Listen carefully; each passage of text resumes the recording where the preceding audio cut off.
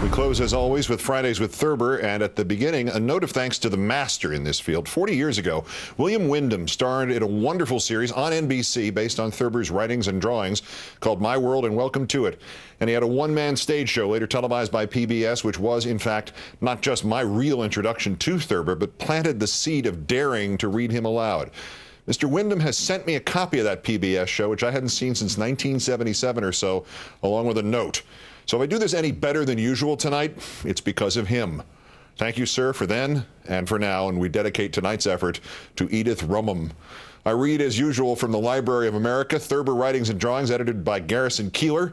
This story was published in The Middle-Aged Man on the Flying Trapeze in 1935, but it first appeared in The New Yorker in 1931. It is prophetic and profound and pertinent, perhaps, to this weekend, and it's also long enough that it may require 3 parts. Remember, this was written in 1931. The Greatest Man in the World by James Thurber. Looking back on it now from the vantage point of 1940, one can only marvel that it hadn't happened long before it did. The United States of America had been, ever since Kitty Hawk, blindly constructing the elaborate petard by which sooner or later it must be hoist.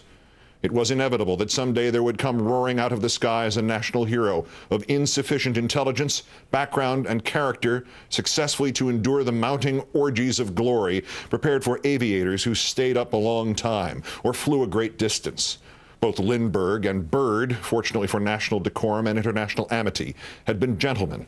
So had our other famous aviators. They wore their laurels gracefully, withstood the awful weather of publicity, married excellent women, usually of fine family, and quietly retired to private life and the enjoyment of their varying fortunes. No untoward incidents on a worldwide scale marred the perfection of their conduct on the perilous heights of fame.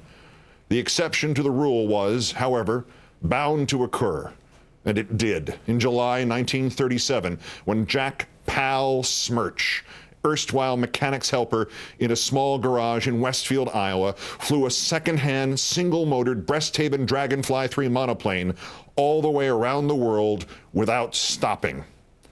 Never before in the history of aviation had such a flight as Smirch's ever been dreamed of. No one had even taken seriously the weird floating auxiliary gas tanks, invention of the mad New Hampshire professor of astronomy, Dr. Charles Lewis Gresham, upon which Smirch placed full reliance. When the garage worker, a slightly built, surly, unprepossessing young man of 22, appeared at Roosevelt Field early in July 1937, slowly chewing a great quid of scrap tobacco, and announced, "Nobody ain't seen no flying yet." The newspapers touched briefly and satirically upon his projected 25,000-mile flight. Aeronautical and automotive experts dismissed the idea curtly, implying that it was a hoax, a publicity stunt.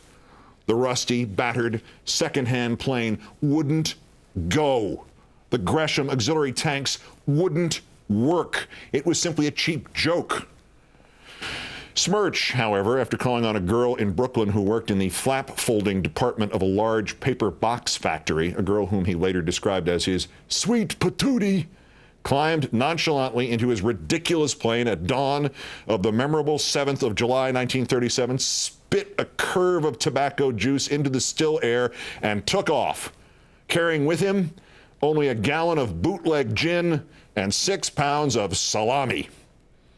When the garage boy thundered out over the ocean, the papers were forced to record in all seriousness that a mad, unknown young man, his name was variously misspelled, had actually set out upon a preposterous attempt to span the world in a rickety, one-engined contraption, trusting to the long-distance refueling device of a crazy schoolmaster. When, 9 days later, without having stopped once, the tiny plane appeared above San Francisco Bay, headed for New York, spluttering and choking to be sure, but still magnificently and miraculously aloft. The headlines, which long since had crowded everything else off the front page, even the shooting of the governor of the Illinois by the Valetti gang, swelled to unprecedented size, and the news stories began to run to 25 and 30 columns. It was noticeable, however, that the accounts of the epoch-making flight touched rather lightly upon the aviator himself. This was not because the facts about the hero as a man were too meager, but because they were too complete. Reporters who had been rushed out to Iowa when Smirch's plane was first sighted over the little French coast town of Cergy-la-Mer to dig up the story of the great man's life, had promptly discovered that the story of his life could not be printed. His mother, a sullen short-order cook in a shack restaurant on the edge of a tourist's camping ground near Westfield, met all inquiries as to her son with an angry, "Ah, the hell with him. I hope he drowns." His father appeared to be in jail somewhere for stealing spotlights and lap robes from tourists' automobiles. His young brother, a weak-minded lad, had but recently escaped from the Preston, Iowa reformatory and was already wanted in several western towns for the theft of money order blanks from post offices.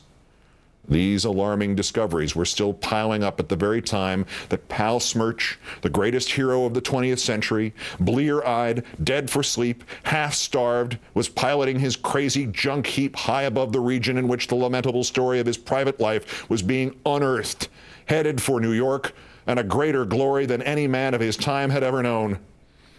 The necessity for printing some account in the papers of the young man's career and personality had led to a remarkable predicament.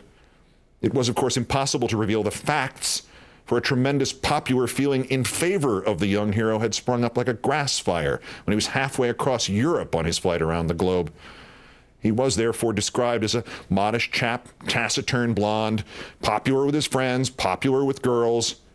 The only available snapshot of Smerch, taken at the wheel of a phony automobile in a cheap photo studio at an amusement park, was touched up so that the little vulgarian looked quite handsome. His twisted leer was smoothed into a pleasant smile.